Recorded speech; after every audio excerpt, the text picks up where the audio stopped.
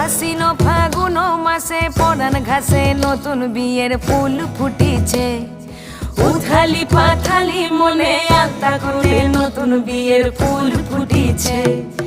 এই হো পিয়ালি রে, এই হো দুলালি রে, এই হো পিয়ালি রে, এই হো দুলালি রে।